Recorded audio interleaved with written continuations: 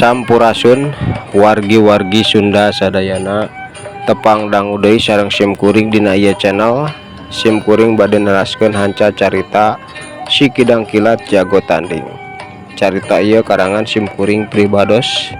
Mangganya wargi-wargi Sunda sadayana anu teu acan subscribe di subscribe heula channelna, supados simkuringna dina medar sadaya carios anu dipidangkeun dina ieu channel sumanget sareng deui tiasa ngareksekeun sadaya carita-carita dina ieu channel dugikeun ka tamat. Mangga prung cuang kawitanan. Kubrag ampun tobat. Harita Sugiwa ngabebengkang dina lemah, tina sungutna teh nyebrot getih lalambaran, geus teu kuat nahan sagala rupana kulantaran kakuatanana balik deui kana dirina. Ngan sakitu geuningan kemampuan andika teh Sugiwa. Ari sugan aing mah boga kemampuan leuwih hebat deui sia wani nyieun paguron diet lembur goblok ngadon hayang modar dina leungeun dewek kaos kieu mah. Coki bewok harita terus-terusan seserian ngaberakatak bakat ku bungah bari nulak cangkeng ti jero imah ting torojol laluncatan sakabe anak buah Sugiwa kulantaran teu bisa ngantepkeun guruna ayeuna geus teu walakaya dihareupeun ki bewok. Corelat kacileng hop sia geuningan nyen kakacauan di tempat.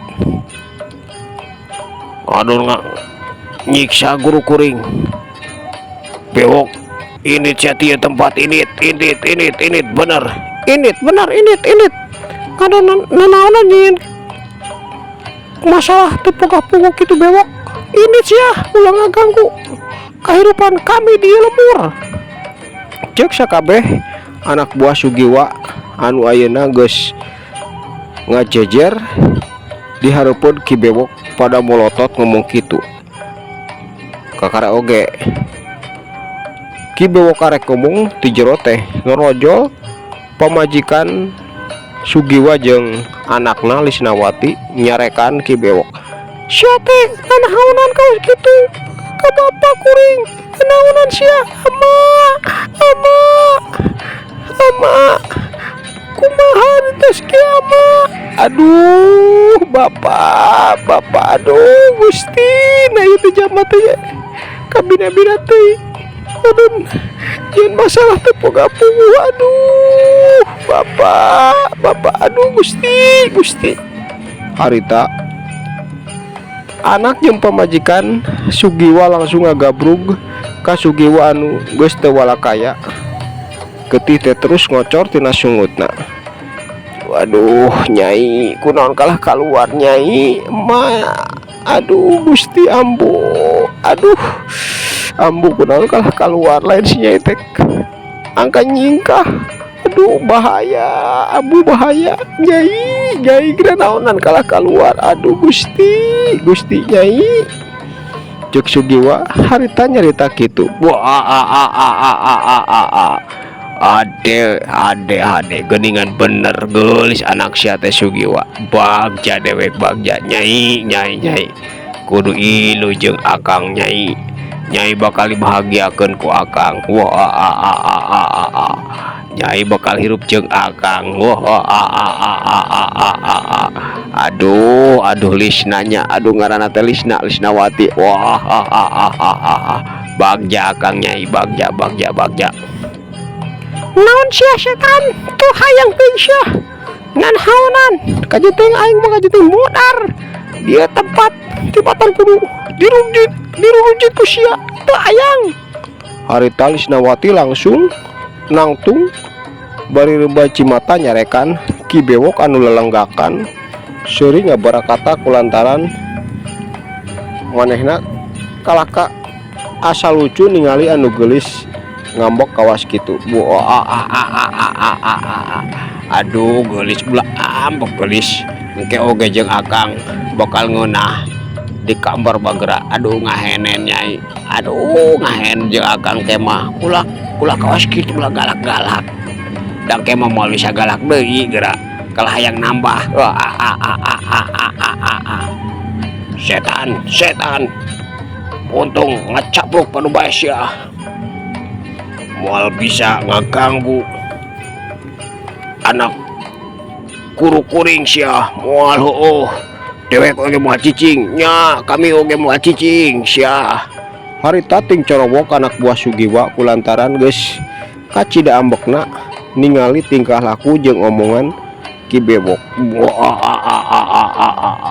Andika sakabeh hayang modar, hayang modar barudak ulah diantepkeun bodaran sakabeh murid-murid si Sugiwa anu geus wani campelak ka dewek. Maju sia maju kaceleng kun kang bagian kuring nu kieu mah cucu kieu mah keuh bagian kuring keun moal sabaraha kamampuan guruna ge naonan komo deui mangkluk kaos kieu. Gampang kang. Harita geus teu katahan deui di eta pakarangan teh campuh kerelut antara anggota rampok Ki Bewok jeung murid-murid Sugiwa. Atuh Sugiwa teh anu keur nahan ka nyeri haharagungan beuki bingung jeung sedih kulantaran tanagana geus beak ayeuna kaayaana leuwih matak bingung keur dirina kulantaran moal bisa nyegah naon bae anu bakal dilakukan ku Ki Bewok. Sugiwa coba lamun ti tadi Andika nembongkeun anak sia terus ku sia teh di pasrahkeun ka dewek pan sia teh moal ngarasa kaos kieu bakal jadi mitoha dewek meureunan Sugiwa. Tapi kulantaran ayeuna sia geus wani campelak rasakeun sia ayeuna Andika kudu nandang ka nyeri tapi ulah sieun dewek moal modaran sia kulantaran anak sia geulis. Ayah nanyai kudu ilu jeung akang kudu ilu keheulaanan sia ulah keheulaanan nyai kudu ilu jeung akang ke urang hanen ngon jeung akang ohoy setan sia nyai yuk jang ambu orang lawan di mangkuk teh ulah wani ngomong padu wae sia ka anak kuring mah moal mikeun ka jeung paeh ngaleng lolong seran di tempat tipatan kudu nempo anak kuring dirujit ku sia. Cek indung Lisnawati harita nangtung oge geus ngagugudag ka ambekna kulantaran ti tadi ngadengekeun omongan Ki Bewok anu matak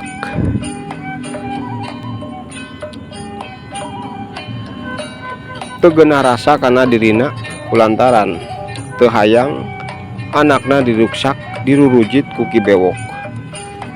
Aduh nyai indit nyai leuwih hade indit ieu tempat nyai ulah ngelawan Ki Bewok ulah ambu indit ti dieu indit bahaya. Harita sanajan ngomongna geus berat Sugiwa masih keneh nyarita mepelingan ke anak pamajikanana. Ulang amak moal abi moal ka mana-mana moal nya ambu oge moal ka mana-mana ama bapak aduh Gusti Bewok sia teh teuingeun.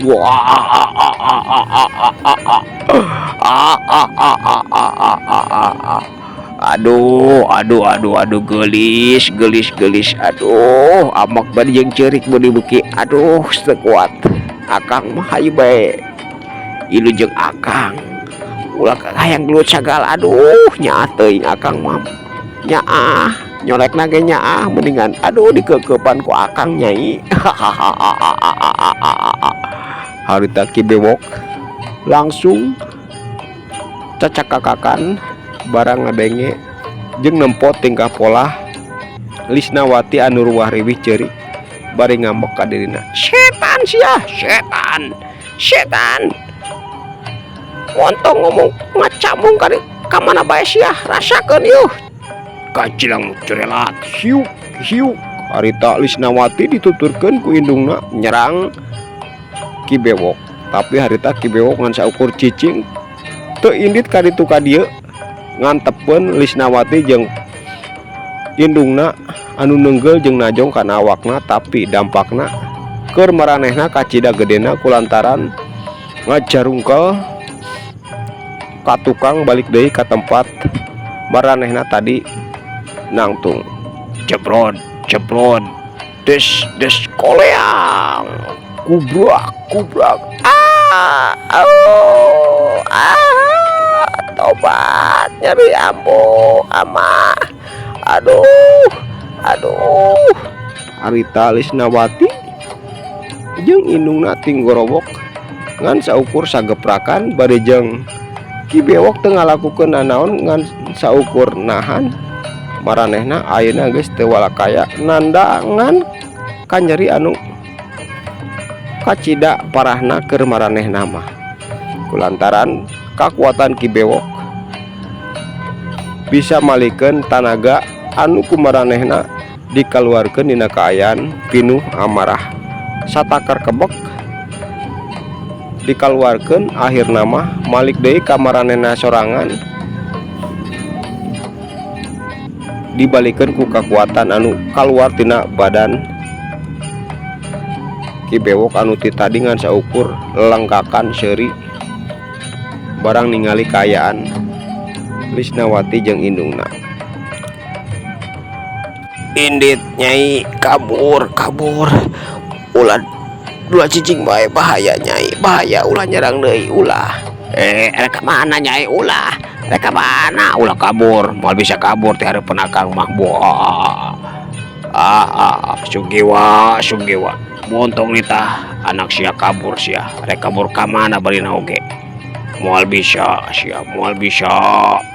Cok Ki Bewok bari luncat langsung sakilat gerakan teh teu katitenan ku mata sahabae oge anu aya dina waktu harita nempokeun dirina longgeus nyekelan dua leungeun Lisnawati anu teu terjelan hayang dilepaskeun. Lepaskeun sia, nanaonan kikieuan, nanaonan bener, nanaonan sia. Anjir, aduh Gusti Lisna Bewok sia teh teuingan rasakeun yuh. Hadita Sugiwa langsung onel deui hudang sanajan ayeuna tanagana geus tinggal sisa-sisa nyerang deui ka Ki Bewok anu ngan saukur ngagilirkeun awakna saeutik bari nadah tenggelan Sugiwa anu hampir kena kana tonggongna. Hiuk lep dak jebrod koleang kubrak obat aduh nyeri kubrak Sugiwa waktu harita kaayana leuwih parah deui kulantaran ngagunakeun sakabeh sisa tanagana ayeuna ditenggel pisan ku Ki Bewok atuh kaayana teh matak pikarunyaeun dina waktu harita oge pamajikanna teu cicingeun sanajan geus ngarasakeun kumaha kakuatan Ki Bewok lain bantrak-bantrakeun keur manehna mah, tapi teu bisa kitu bae ningali kaayaan salaki anu geus teu walakaya. Setan sia, bener-bener goblok. Hiuk jebrot koleang kubrak. Lisna kabur. Indung Lisnawati masih kena bisa ngagorowok sanajan nandangan ka nyeri anu kacida hebatna. Ayeuna awakna geus ngabebengkang digigireun salakina masih kena menta supaya Lisnawati kabur ti eta tempat, tapi rek kabur ka mana kulantaran dua leungeunna ayeuna geus aya dina cangkreman Ki Bewok anu lalenggakan ka Cidabungahna dina waktu harita bari neuteub Lisnawati anu terus-terusan teterjelan hayang lepas. Ulah teterjelan kitu atuh Nyai. Engke di kamar jeung Akang teterjelan magerangeunah. Lepaskeun sia, nanaon kikieunan, lepaskeun, najis teu hayang. Kuring mah teu hayang. Teu hayang dimugit paehan bae paehan, bewok paehan. Harita Lisnawati terus-terusan gegerebekan bari hayang lepas tina cekelan Ki Bewok. Sedangkan murid-murid Sugiwa jeung sakabe anak buah Ki Bewok dina waktu harita beuki campuh bae dina geulutna teh silih serang ku sakabe kamampuan anu kumaranehna dipiboga. Tapi dina waktu teu lila oge sakabe anak buah Sugiwa teu walakaya nandangan ka nyeri anu teu bisa dipondah deui. Tenggelan jeung tajongan anak buah Ki Bewok nenggel pisan kana sakujur awak maranehna. Rasakeun sia, rasakeun moal dibere menyat deui sia, modar ayeuna kabeh sia. Cerelat hiuk jebrot.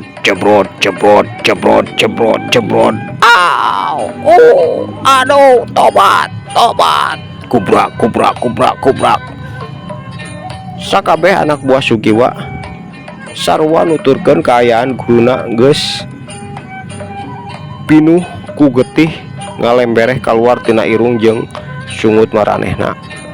Gegerungan dina luhureun taneuh.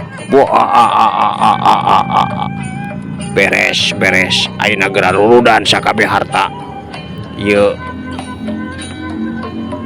anu aya di paguron si Sugiwa. Banjut ulah kemana-mana deui. Ayeuna mah urang ngajarah harta si Sugiwa. Aing yakin ka Cidalobana hartana cukup di dieu oge.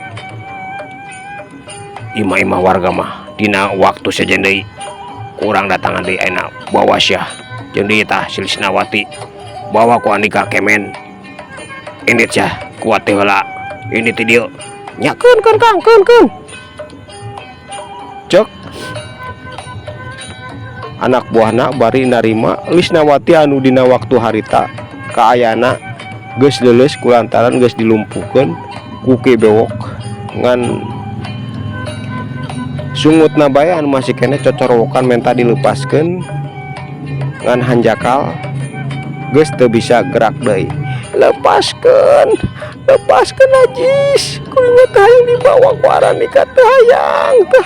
Cicing Nyai teh bakal disenangkeun ku Kang Bewok. Ulah hariwang Nyai, ulah hariwangkeun. Cek eta lalaki bari manggul Lisnawati langsung init miheulaan Ki Bewok jeung batur sajena anu keur ngaranjah ka imah jeung padepokan Sugiwa anu ayeuna mah geus teu bisa kukumaha deui Sugiwa teh kulantaran kacida parahna dina nandangan kanyerina. Aduh Gusti nah kieu teh sim abdi ayeuna aya Gusti. Ambu kumaha urang. Aduh si Nyai masalah harta mah kerep teuing bisa diteangan deui tapi si Nyai ambu harita sanajan ngomongna geus lemah Sugiwa teh masih keneh ngomong bari neuteub pamajikanna anu sarua. Kaayaana matak pikarunyaeun geus teu bisa kukumaha deui salianti nang karak bengkang dina taneuh. Aduh da kudu kumaha. Aduh Gusti bener Aduh, karunya si Nyai. Nyai, aduh, terus pisan ama kumaha si Nyai, kumaha. Tembal pamajikanana sorana oge geus lemah kulantaran geus tinggal sisa-sisa tanaga dina waktu harita teu bisa kukumaha deui, boro-boro nulungan anakna hayang nangtung oge geus teu kuat. Kulantaran Andika boga anak geulis ku dewek masih keneh dibere hirup. Lamun sia mampu ngubaran kanyeri anu ayeuna ku sia dirasa rek neangan anak Andika mah ku dewek bakal ditungguan, tapi Andika ulah ngaharepkeun si Lisnawati masih utuh. Lamun kapanggih ku Andika sabab ku dewek bakal digulung kaper. Sugiwa untung sia boga anak geulis, lamun teu ayeuna geus modar dina leungeun dewek. Joki bewok cacala katakan seuri bari neuteuk Sugiwa anu melotot ngan geus lemah dina kaayaanana kulantaran getih terus kaluar teu eureun-eureun akibat luka jero anu kacida. Kuatna ripuh dirasakeun kumanehna dina waktu harita. Barudak balik geus antapkeun ulah yang dipodaran ayeuna mah keun urang bere kesempatan heula sakali deui, tapi dina waktu kadua kali lamun urang datang ka dieu maranehna masih keneh wani ngalawan podaran disukan mah. Ayeuna mah balik kacileng melesat terolong harita Ki Bewok langsung miheulaan ini teh eta tempat dituturkeun ku sakabeh anak buahna anu geus hasil mawa barang-barang berharga boga Sugiwa sapara kanca. Di tempat teh harita tinggal sora-sora kaluar tina sungut sakabeh anak buahna jeung Sugiwa katut pamajikana anu humaregung nahan kanyeri. Waktosna kabojeng seepnya wargi-wargi Sunda sadayana ayeuna ku simkuring dicekapkeun dugi ka dieu heula kumaha kaayaan Lisnawati teh nah bakal bisa dirurujit dirina ku Ki Bewok atawa moal. Cag urang tunda heula dugi ka dieu, insyaallah kapayuna ku simkuring diteraskeun deui. Sapunyere pegat simpai paturai patepang deui mangga permios.